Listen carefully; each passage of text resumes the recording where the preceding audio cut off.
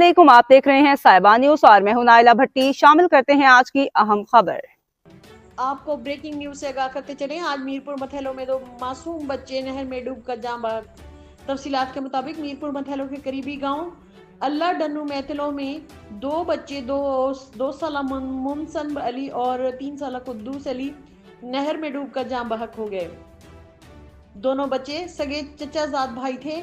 दोनों बच्चे खेलते हुए नहर में जा गिरे। बच्चों की नाशें बुरसा ने तलाश के बाद नहर से निकाली और अस्पताल ले गए, जहां डॉक्टरों ने बच्चों के जान बहक होने की तस्दीक कर दी। नाशे घर पहुंचने पर कोहराम मच गया। इलाके में सोग की फिजा ने बच्चों की अचानक वफात पर हर आंख पुरनम कर दी। देखते रहिए साहिबान न्यूज HD नसरीन अनवर के साथ। अब तक के लिए इतना ही। मजीद खबरों और अपडेट्स के लिए देखते रहें साहिबा न्यूज HD।